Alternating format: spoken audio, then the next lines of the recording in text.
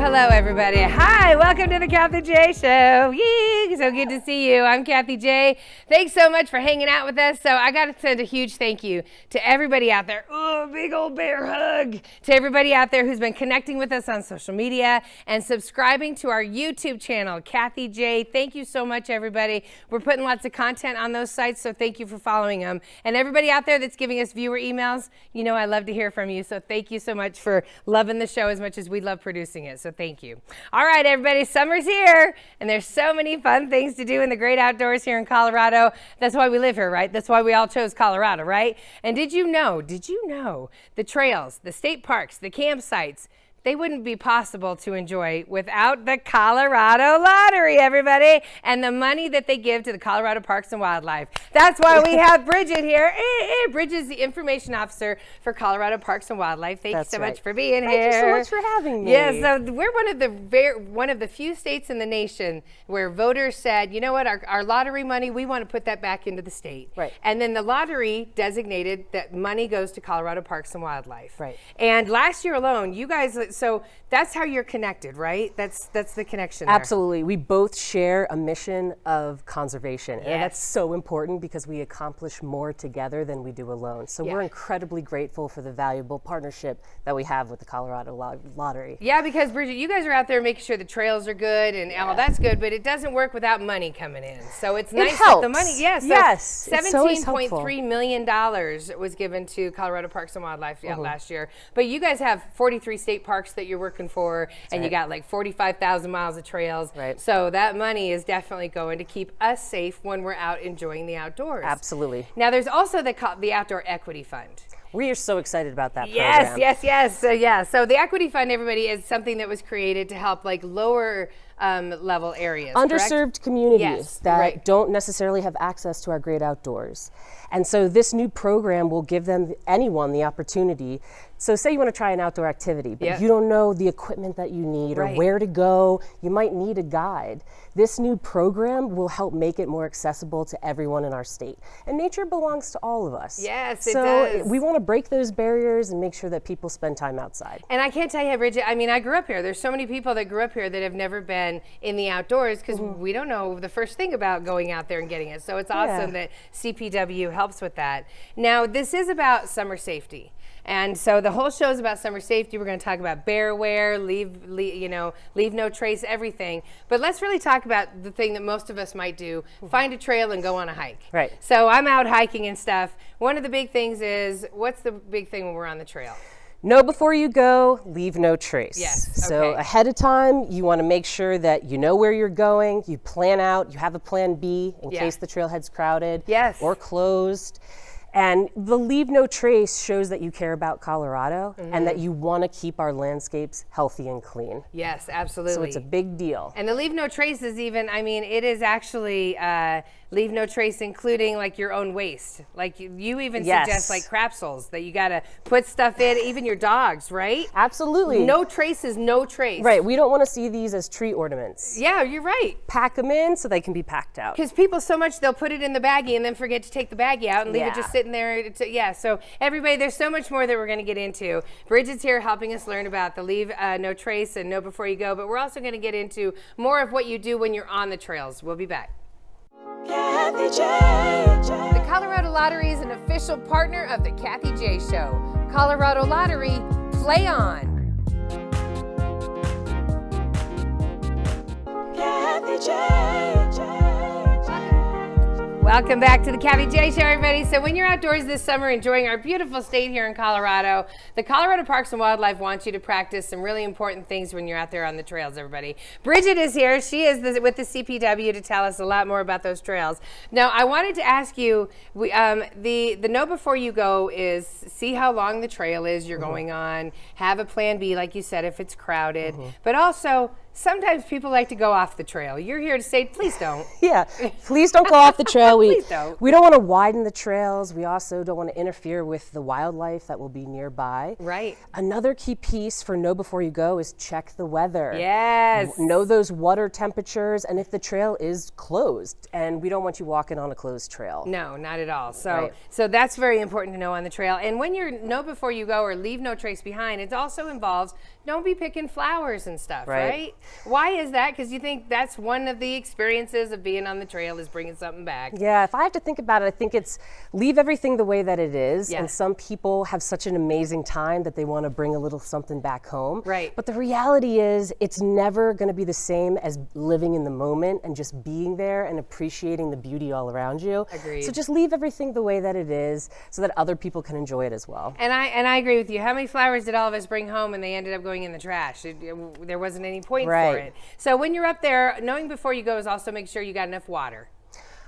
Have to have enough water for you, yourself, dogs, cats that are along the way. Yes, your people family. take their cats on hikes. Yes. Oh, that's hardcore. We're a That's very cool. inclusive That's state. awesome. This is good. Yes. I love Cats that. are hiking now. Okay, that's great. So make sure you have water for them, water for you. Absolutely. And what about the fire danger that's happening right now? So we want everyone to be careful with fire. Again, our state is incredibly dry. Yes. And so we ask that you check the bans and restrictions ahead of time for fire.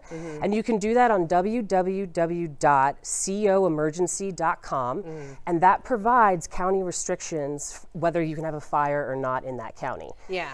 If you can have a fire, we recommend that it's very small and that you can contain it so that it doesn't spark wildfires. Yes, right. Well, I would say right now, Bridget, just don't have a fire. That's fair. Right, that's fair. But I understand people want to have their s'mores and stuff. So your suggestion is make sure it's real small.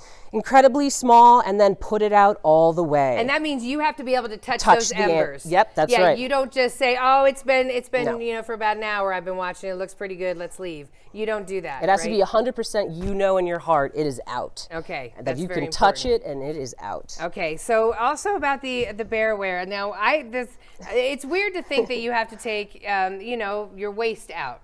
Okay, but this is what the Colorado Parks and Wildlife. I love that you call it a crapsule because it makes it fun, when you do it. But what about this? Is your version of the crapsule? So I learned about this from an old man on a trail, and I I thought love it this. was genius. Okay. And it's just an old coffee container. Yeah. And all I would do is I put the waste bag in, put it in my backpack, take it off the trail. It was that easy. Yeah, find a trash can, dump it, rinse it. That's my system. You Okay. have to have a system. Yes, have a system. Even for those of us that are brand new to it, Right. learn from somebody else's system. Absolutely. Look Right. at what other people are doing, ask questions. People will share very valuable information and What lessons is the learned. problem with leaving that in the woods? It's waste. It's gonna, go Yeah, I mean, on its own. it's ugly. It's trash. Yeah. Wildlife could start chewing on it. We don't want that. They Yeah, could yeah. get Oh, their no, I'm little- not talking about the bin. this. I'm talking about the waste part itself, because a lot of people would be like, nobody's even going to notice. That's Right. what the woods are for. Well, it's not leaving the land better than you found it. Exactly. It's just adding You literally trash. added that word to, Yeah. the forest. Yeah, You're making it worse, not better. Exactly. So So. don't go away, everybody. We've got a lot more summer safety tips to share with Bridget. And up next, it's the big one. Oh, bear. If you ever come face to face with a bear, what do you do? Oh, my. We'll be back. Kathie J. Oakwood Homes is an official partner of the Kathie J Show. Oakwood Homes, building happiness. Kathie J. Welcome back to the Kathie J Show, everybody. So being outdoors in Colorado here means you gotta live with the wildlife. It's kind of their home first, everybody. And that includes bears. So although most people never actually encounter a bear while they're camping or hiking, what if you ever did? We hear so many mixed messages on what to do. Smart idea to be prepared. So we have Bridget here with Colorado Parks and Wildlife to share her advice with us. Thank you, Bridget. So before we get to the bears, real fast, the animals, the dogs and stuff that we love to go up and hiking with, do you you recommend that they stay on the leash? Absolutely. And the reason for that is if they are to take off after wildlife, Yeah. they could come back with a More moose wildlife. or a bear. Right. And that was just a completely dangerous situation. Right. You don't want, the dogs could be seen as a threat to our wildlife. And so part of our living in harmony with wildlife and our coexistence is to keep our pets on a leash, on that trail, so we're not interfering with any other wildlife in the area. It makes sense to me. I just wanted to reiterate it to everybody out there. The dangers are too great to leave that dog running through the woods. Yeah. Okay, so let's talk about what if the dog comes back and the bears come with you. But actually, you said a lot of the encounters would be you just on your normal hike walking into an area where there might be berries that the bear is eating on. Absolutely. That's so simple and plain and nature-like. Right. So Colorado is home to over 17,000 black bears. Woo! So they're out there. They're out there. So once you know that, you have to be bear aware on your hikes and when you're camping. Yeah, okay. So bears are also really smart. They know how to open coolers. Oh, we've all seen the videos. They can open up a car door. In a car door, they can get into a screen door and get into someone's house. Like that picture. Look, just hang out on your couch. Right there. If they smell the food, they can come. Absolutely. They're coming for it. Absolutely. Right. So that's the key, is to make sure that anything that you can smell, they can smell. Yeah. So you don't want anything to smell or that they can see trash or food or reach it in any kind of way. So is that a human in a bear costume? That's a real See? bear. Yeah. That just figured out how to open up the door. He's hungry. He's And looking for food. We've all seen the videos, Bridget. He'll go in, the door gets shut behind him, and that car gets destroyed. Yeah. And majority of the time, bears are not after you, they're after your food. Exactly. So- he found it. Look at that nice cooler that Yeah. just came out. What an easy meal. It So is. All right, so we'll get into the things that bears can smell in a moment, because that's a real, you guys, ladies, we need to be aware of that. But I want to know, we're walking, we see the bear. The first thing I do, I would want to scream. and that's fair. Okay. That's actually the right phase. I think of it in 3 phases. Okay, the what are first 3? phase is make a really loud noise so it knows your presence and that it will run away. Is a scream considered a loud noise? Yes, a whistle, a clapping, Okay. screaming, just Rah! yeah, so Okay. it knows that you're there. Okay.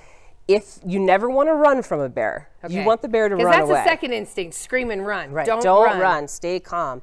If the bear starts to come closer to you, get even bigger and louder. Okay.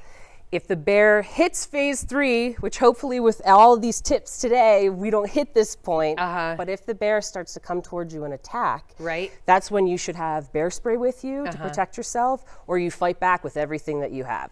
Pots and pans, trekking sticks. The noises, the big. Don't, you're not fighting by putting your hand, you want to try to give it all you dead. have. Okay, yeah, I was wondering about that. You're like, hopefully they attack your backpack if you're bent over, but that's not the case. No. I usually am with my little girls. What do I do with kids? Definitely protect them, bring them close to you. Because it makes us look bigger? Yes, you could, but then tell them to do the same thing, to make very loud noises, educate them in the same way, be prepared to fight.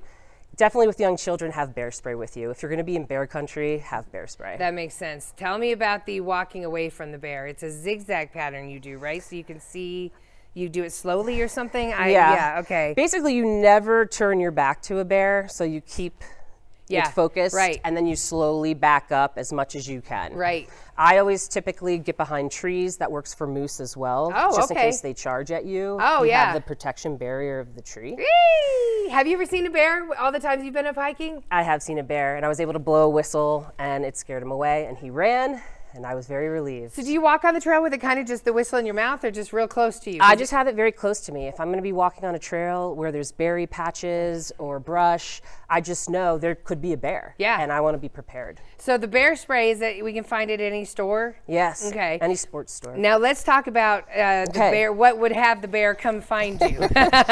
So this is our backpack. We've been on our nice hike. This is fun. Hey, what'd you bring today, Bridget? What's in the backpack? So this is, some people just have loose snacks in their bags. Absolutely. Those are dog treats as well.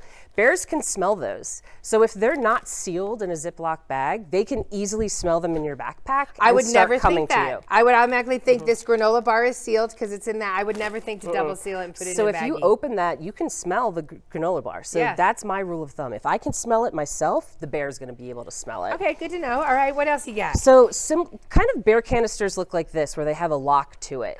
So if you were to eat these apples and then the cores were left over, you wouldn't throw them on the ground because because then the trail becomes a food source for the bear. Oh, yeah, that makes sense. And then you're coming behind me, and thanks a lot, Kathie. You just brought a bear to the trail. Okay. The other thing, and you talked about it earlier as well, which is great, is keeping your dogs on a leash. Keep dogs on the because leash, if they go after the bear could come back towards you. Oh, yeah, right. I'm going to come after that thing that's annoying me and barking at me.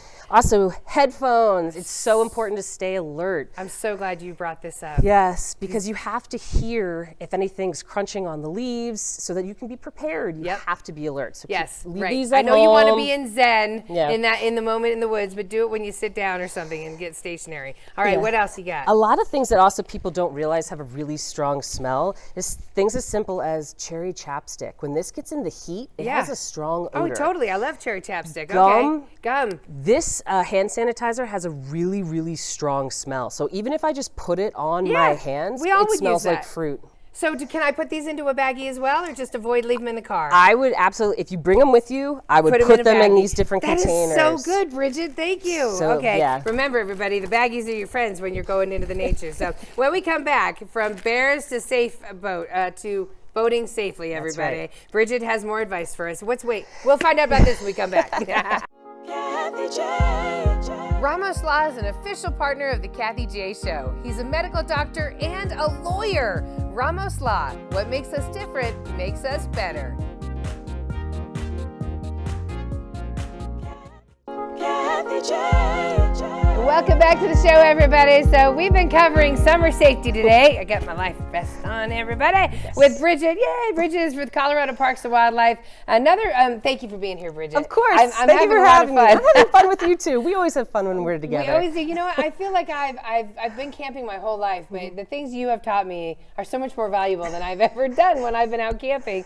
We were talking about things you take in, that bears can smell your chapstick. If you open your granola bar, they can smell it. If you can smell it, they can smell it. That includes when you're overnight camping and you got your toothpaste and stuff. That's right. Any of toiletries that have a smell like lotion or toothpaste, it has to be put in a canister, double bagged up, make sure that you can't smell it. That way the bear can't smell it. So smart, so smart. Okay, so now we're gonna get into the water, because man, water safety, everybody. Just because you can swim doesn't mean that you are exempt from getting a life jacket on, everybody. Right. We're here to talk about the safety of boats. That's right. All right. More people are heading out onto the water, which is fantastic. Yes. We just encourage everyone to wear a life jacket, to boat responsibly, and there's a few tips today that we can share that can help you just make sure that you have a good time on the water.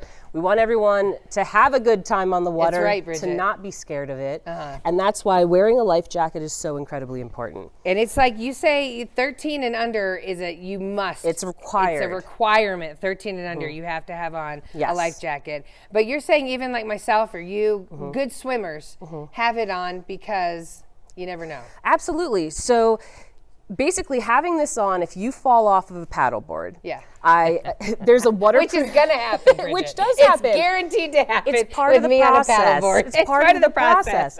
So there's a waterproof bag here, which will help keep all of your stuff so that it doesn't go flying in the water. My phone, whatever I need, absolutely. right here, yes.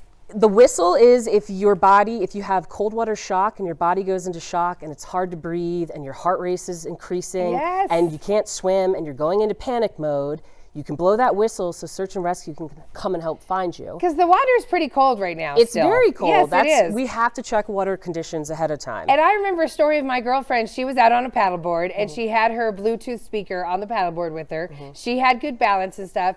It fell off because her kid was trying, whatever. It was a whole thing that happened in a matter of seconds. And she was in the water freezing to death and didn't have a life jacket on and went, why didn't I do this? So exactly. Right, so it's just like that. And that's the thing, the life love jacket you, Kate. I love you, Kate. I'm glad you're okay. The life jacket will keep you up so you can alert others. People will come and help you, get you back on your boat. Right. It's just going to be and a then better experience. you're Rose in the water. Yes, exactly. Exactly. But you got saved. Right. And then this is a life vest for a dog as well. So I love that. Life vests are in all kinds of different shapes and sizes depending on what sport you're doing. So anytime you're around the water, we highly, highly recommend that you wear a life jacket. Even your dogs. I mean, even everyone dogs. thinks, oh, the dog will swim. Well, say he goes in and it's cold water, pull them right out. Lift them right out. That's awesome. You always say have extra flotation devices as well on your boat, right? It is mandatory for every person to have a life jacket when you're on a vessel in Colorado. And a stand-up paddleboard is actually considered a vessel. Yes. So if you're on a paddleboard, you're expected to have a life jacket with you. Okay, so better that you're wearing it, not just on the board. And one last thing, thank you so much, Bridget from Colorado Parks and Wildlife, for being here. Thank you, everybody. We just want you to be safe when you're out there. One of the biggest things as well is don't try to go get the likes and take a picture up close of the wildlife. We have a beautiful photo of a bear that it's a professional photo, but that guy, he took the photo with a long lens. We can't show it, but a long lens. Don't get up close, right? Absolutely. There's so many people that use their cell phones to take pictures of wildlife. It's going to be blurry. In order for the picture to even look good, you're going to have to get way too close. It's just dangerous. Don't do it. Yeah, because I'm a mama bear and that's my kid. Don't come close. You don't even see me. Yeah? Right. So for more information, everybody, go to the Colorado Parks and Wildlife's website, cpw.state.co.us, and also www.coemergency.com to find out what the fire regulations are in your county, everybody. I'm so sorry that we have to leave, Bridget, but thank you so much for Thank you so much for having me. Everybody have fun, get out there in the trails and enjoy yourself, and thanks again to the Colorado Lottery and the Colorado Parks and Wildlife. Play on it.